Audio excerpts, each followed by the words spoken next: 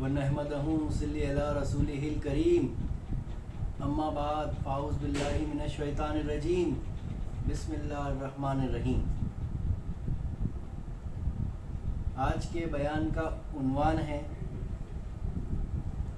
کہ عیب کی پردہ پوشی کرنا۔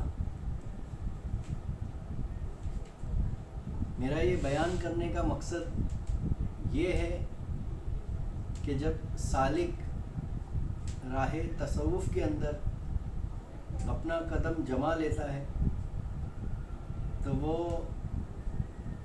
طریقت میں کافی محنت کرنے کے باوجود بھی کئی عرصے دراز ذکر و فکر وہ مراقبہ کرنے کے بعد بھی چند رکاوٹوں کا سامنا کرتا ہے۔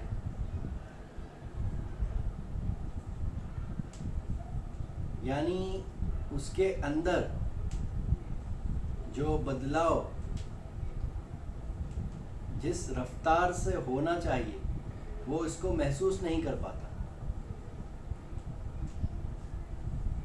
تو اسے چاہیے کہ پہلے وہ اپنا محاسبہ کرے، معائنہ کرے، وہ اپنے اندر جھانکے کیا واقعی وہ اپنے قلب کی صفائی، یعنی وہ قلب کو آئینہ ہوتے ہوئے دیکھ رہا ہے۔ اسی لیے پیر کامل کی بھی اشد ضرورت ہوتی ہے کہ جہاں پر پیر کامل اس کے بالمقابل اس کا آئینہ بن کر کھڑا ہوتا ہے، جس کے اندر وہ اپنی ذات کو، اپنے وجود باطنی کو دیکھتا ہے، تو اس سالک کو چاہیے کہ وہ اپنے وجود باطنی کے اندر معائنہ کرے، محاسبہ کرے، کیا واقعی اس نے قلب کی صفائی صحیح طریقے سے کر لیا ہے۔ کیونکہ اتنا یاد رکھنا، سالک پر جو بھی کشف ہوں گے، جو بھی اللہ کی تجلیات ہوں گی، وہ اسی قلب حقیقی پر منور ہوں گے، اسی پر آشکارا ہوں گے۔ اسی لیے تصوف کے اندر سب سے جو اہم تعلیمات ہے وہ ہے تزکیہ نفس اور تصفیہ قلب کا ہونا اشد ضروری ہے۔ تو سالک کو چاہیے کہ اپنا محاسبہ کرے۔ تو اسی لیے میں نے یہ بیان کو بھی چنا ہے، کیونکہ سالک کے اندر کئی ایسے لطیف رکاوٹیں ہوتی ہے جسے اس کی خبر بھی نہیں ہوتی، تو اسے چاہیے کہ وہ اپنے اندر غور و فکر کرے۔ تو اسی لیے میں نے اس بیان کو چنا ہے کہ عیب کی پردہ پوشی کرنا۔ تو آئیے ہم ایک حکایت سے اس کو سمجھنے کی کوشش کرتے ہیں کہ موسیٰ علیہ نبی صلاۃ و تسلیم کے دور میں کئی عرصے دراز تک جو ہے بارش نہیں ہوئی، تو ظاہر سی بات ہے بارش نہ ہونے کی وجہ سے کیا ہوا، اس شہر کے اندر، اس جگہ پر کیا ہوا، قحط سالی پڑ گئی، وہ بھی کئی عرصے دراز تک۔ تو وہاں کے جو لوگوں نے موسیٰ علیہ السلام سے رابطہ قائم کیا اور آپ سے التجا کی کہ آپ جو ہے نماز استسقاء پڑھائیے اور اللہ کی بارگاہ میں دعا کیجئے کہ اللہ رب العزت جو ہے، آپ ایک بشرف نبی ہیں تو اللہ آپ کی دعا قبول کرے گا۔ اسی لیے آپ سبھی لوگوں نے آپ سے التجا کی کہ آپ نماز استسقاء پڑھائیے اور اللہ کی بارگاہ میں دعا کیجیے۔ تو موسیٰ علیہ نبی صلاۃ و تسلیم جو ہے صحرا میں نکل پڑتے ہیں ہزاروں کے مجموعے کے ساتھ۔ تو ان کے جو اس دور میں جو صحابی تھے ان کے، تو کافی مجموعے میں آپ صحرا کی طرف نکلتے ہیں اور باقاعدہ جو ہجوم کے ساتھ آپ امامت کرتے ہیں اور نماز استسقاء پڑھاتے ہیں۔ اس کے بعد جو اللہ کی بارگاہ میں ہاتھ اٹھا کر دعا کرتے ہیں کہ یا اللہ جو ہے یہ قحط سالی کو دور فرما اور اپنی رحمت کو نازل فرما۔ لیکن اس کے باوجود بھی، یعنی ہزاروں لوگوں کے مجموعے کے نماز پڑھنے کے باوجود بھی بارش نہیں ہوتی، تو موسیٰ علیہ السلام جو ہے اللہ کی بارگاہ میں رجوع کرتے ہیں اور اللہ سے فرماتے ہیں کہ یا اللہ، بولے اتنا جو مجموعہ جو نماز پڑھ رہا ہے تیری بارگاہ میں ہاتھ اٹھا رہا ہے، کیا میرے مرتبے کے اندر کچھ کمی آ گئی ہے؟ کیا میرا مرتبہ تیری بارگاہ میں کچھ کم ہو گیا ہے؟ تو موسیٰ علیہ السلام اللہ سے سوال کرتے ہیں تو اللہ تعالیٰ جواب دیتا ہے ایسا بالکل بھی نہیں ہے، بلکہ اس جماعت کے اندر ایک ایسا شخص ہے جو 40 سال سے میری نافرمانی کر رہا ہے، جو 40 سال سے گناہوں میں ملوث ہے، تو اعلان کر اس مجموعے میں کہ ایسا جو بھی شخص ہے وہ اس جماعت سے نکل جائے۔ تو موسیٰ علیہ صلاۃ التسلیم جو ہے اللہ سے فرماتے ہیں کہ یا اے اللہ، بولے اس مجموعے کے اندر میری آواز لوگوں تک نہیں پہنچے گی، کیونکہ یہ مجموعہ کافی لوگوں کا، ہزاروں کا مجموعہ ہے۔ تو اللہ تعالیٰ فرماتا ہے کہ آپ اعلان کیجئے، ہر ایک کے کانوں تک پہنچانا میرا کام ہے۔ تو موسیٰ علیہ السلام جو ہے اعلان کرتے ہیں کہ ایسا جو شخص ہے وہ اس جماعت سے نکل جائے جو اللہ کی نافرمانی کرتا ہے۔ تو تمام جو شخص ہے وہ اپنے اندر جھانکنے لگے، کیا میں وہ شخص ہوں؟ تو وہ شخص دیکھتا ہے کہ کوئی بھی شخص سامنے نہیں آ رہا ہے، کوئی بھی شخص اس جماعت سے نکلنے کو تیار نہیں ہے۔ تو آخر میں وہ شخص سمجھ جاتا ہے کہ موسیٰ علیہ السلام جو فرما رہے ہیں کہ وہ شخص میں ہی ہوں، تو اس کو شرمندگی محسوس ہوتی ہے، کیونکہ اگر وہ سامنے آ جائے گا تو اسے پتہ چلے گا کہ اس بھرے مجموعے میں مجھے ذلت نصیب ہوگی۔ تو اسی لیے وہ خاموش رہتا ہے اور کافی ڈر جاتا ہے کہ اگر میں اس مجموعے سے باہر نہیں نکلتا ہوں تو اللہ رب العزت جو ہے اس شہر کے اندر کبھی بارش برسائے گا نہیں۔ تو اب وہ اس وہم میں، اس گہما گہمی کے اندر ہی تھا کہ اس کے دل میں خیال آتا ہے کہ کیوں نہ میں اللہ کی بارگاہ میں جو ہے معافی طلب کروں۔ تو وہ جو شخص ہے اللہ کی بارگاہ میں دل کے اندر ہی کیا کرتا ہے، اللہ کی بارگاہ میں توبہ کرتا ہے، اور وہ دل سے توبہ کرتا ہے تو اللہ رب العزت جو ہے اسی وقت جو ہے بارش جو اپنی رحمت جو ہے نزول فرماتا ہے۔ سبحان اللہ۔ تو اس نے کیا کیا، بس دل میں ارادہ کیا کہ میں نے اللہ کی بارگاہ میں توبہ کر لیا، تو اللہ اس کی توبہ کو قبول فرماتا ہے۔ تو موسیٰ علیہ صلاۃ التسلیم جو ہے اللہ کی بارگاہ میں رجوع کرتے ہیں اور فرماتے ہیں کہ اے اللہ، بولے اس مجموعے سے تو کوئی بھی باہر نہیں آیا، کوئی بھی سامنے نہیں آیا جو تیری نافرمانی کر رہا ہے، اس کے باوجود بھی جو ہے تو نے اپنی رحمت کو نزول فرمایا، تو یہ کیا ماجرا ہے؟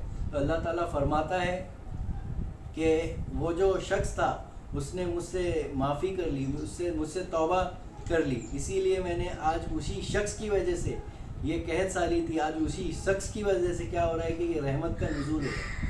تو موسیٰ علیہ السلام اللہ سے مخاطب ہو کر فرماتے ہیں کہ یا اللہ، بولے مجھے اس شخص کو ملنا ہے، مجھے اس شخص کا دیدار کرنا ہے۔ تو اللہ رب العزت فرماتا ہے کہ جب وہ گناہوں میں ملوث تھا، جب وہ میری نافرمانی کر رہا تھا، تو اس وقت میں نے اس کو ذلیل نہیں کیا، تو جب اس نے میری بارگاہ میں توبہ قبول کر لی تو پھر میں کیسے اس کی گناہوں کو جو ہے سر عام میں لے کے آؤں، کیسے میں اس کو ذلیل کر دوں، کیسے اس کے گناہوں کو کیسے اس کے عیب کو جو ہے پردہ پوشی نہ کروں، کیسے میں لوگوں میں عام کر دوں۔ میں کبھی چغل خوری کو پسند نہیں کرتا، میں کبھی عیب کو ظاہر کرنے والے کو پسند نہیں کرتا۔ تو بس اس واقعے سے ہمیں یہی عبرت ملتی ہے کہ اللہ تعالیٰ جو ہے چغل خوری کرنے والوں کو، کسی کی عیب کو ظاہر کرنے والے کو بالکل پسند نہیں کرتا۔ تو بس راہ سلوک کے اندر جو بھی سالک اپنا سفر طے کر رہا ہے، جو بھی منزلات سے گزر رہا ہے، بس اسے چاہیے کہ اپنے اندر جو ہے غور و فکر کرے، اپنا محاسبہ کرے۔ کہیں نہ کہیں ایسے ہزار جو ہے وجوہات ہو سکتی ہے، جو لطائف ہیں جو ہمیں سمجھ میں نہیں آتے، تو ہمیں چاہیے کہ ہمیں اس پر غور کرے۔ تو اس سے یہی عبرت حاصل ہوتی ہے کہ ہمیں جو ہے کسی کی عیب کی پردہ پوشی کرنا ہے، نہ کہ اس کو ظاہر کرنا ہے۔ کیونکہ پیر جب کسی مرید کو خلافت قادریہ عالیہ خلفائیہ سے نوازنا چاہتا ہے، کیونکہ یہ خلافت کیا ہے، تو خلیفے کے معنی، خلیفہ جو لفظ ہے وہ خلف سے بنا ہے۔ خلف کے معنی ہوتے ہیں پیچھے آنے والا، خلف کے معنی ہوتے مظہر، یعنی اس کی ذات کو اظہار کرنے والا۔ خلیفے کے معنی ہوتے ہیں کہ اصل کا کام کرنے والا، تو جو اصل کی طرح کام کر سکتا ہے وہ اللہ کا خلیفہ ہے، کیونکہ اللہ تعالیٰ نے یہ اعلان مقام عرش پہ ہی کر چکا ہے کہ اللہ تعالیٰ فرماتا ہے انی جاعل فی الارض خلیفہ، میں زمین پر اپنا خلیفہ بنا کر بھیجنے والا ہوں۔ تو اللہ نے یہ اعلان تو تمام آدم کے لیے کہا۔ آدم علیہ السلام جو نبی ہے، ان کی پشت میں جو ہے قیامت تک کے آنے والے تمام آدم موجود تھے، تو تو ان سے مخاطب ہو کے کہا کہ انی جاعل فی الارض خلیفہ، میں زمین پر اپنا نائب بنا کر بھیجنے والا ہوں۔ تو جب وہ پیر خلافت عطا کر رہا ہے تو یہی اعلان کو وہ دوہرا رہا ہے، پیر یہی یاد دلانا چاہتا ہے، جو خرقہ خلافت ہے، جو وہ تاج اپنا عطا کرتا ہے، تو وہ بس یہی یاد دلانا چاہتا ہے کہ آپ کا مقام و منزل کیا ہے۔ اللہ تعالیٰ نے آدم کو کیا عطا کیا، کیا عطا کر کے بھیجا، کیا اشرفیت بخشی جس کی وجہ سے فرشتوں نے آدم کو سجدہ کیا، فرشتوں نے آدم کو سجدہ کیا، تو وہ کیا امانت تھی۔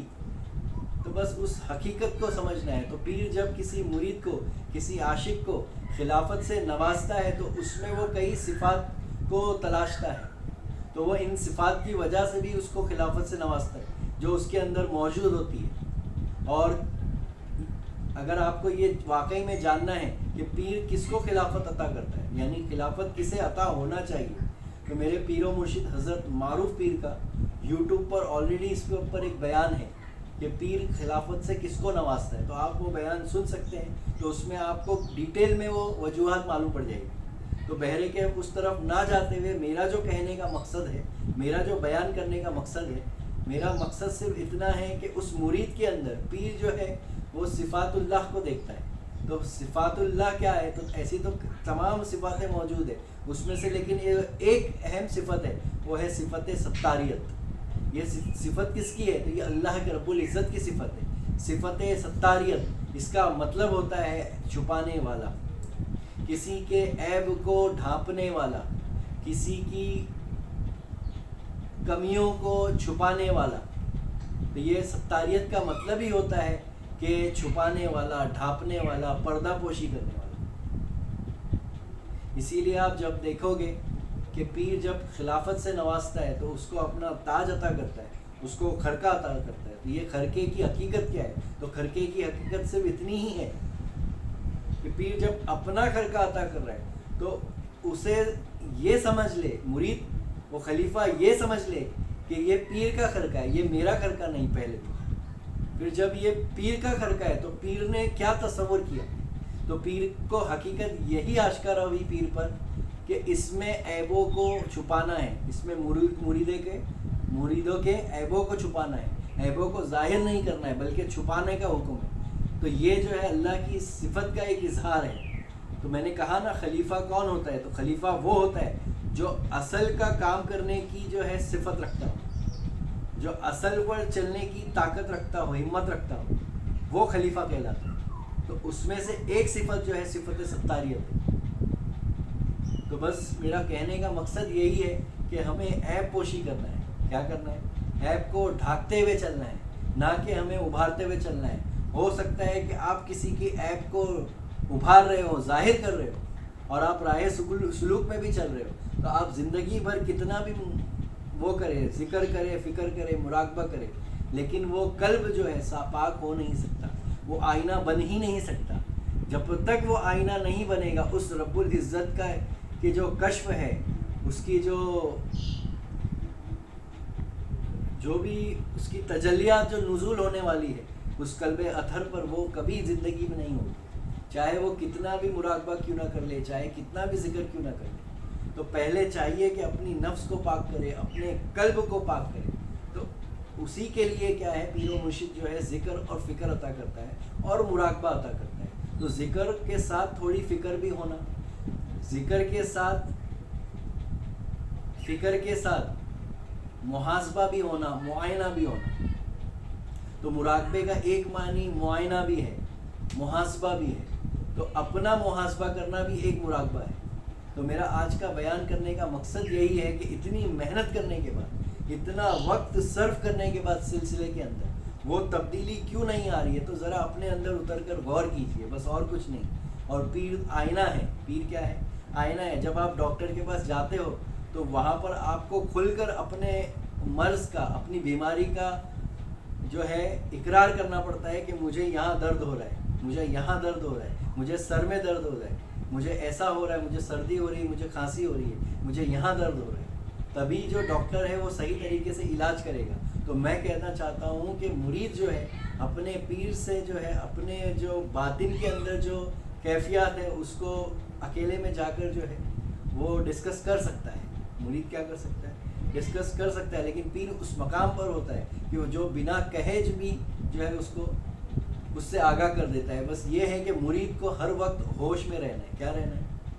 یعنی پیر کی باتیں جب وہ اگر مذاق میں بھی کچھ کہہ رہا ہے تو اس میں بھی کچھ سبق پوشیدہ ہے. تو بہرکیف میرا جو بیان کرنے کا مقصد تھا وہ مولا ہم تمام کے جو ہے ذہن میں جو ہے سمجھ عطا کرے، گہرائی سے سمجھنے کی توفیق و رفیق عطا کرے. ورنہ کیا ہوگا، اتنے وقت گزارنے کے بعد بھی جو رزلٹ، جو تبدیلی، جو انقلاب برپا ہونا ہے وہ نہیں ہوگا. وآخر وہ دعوانا الحمدللہ رب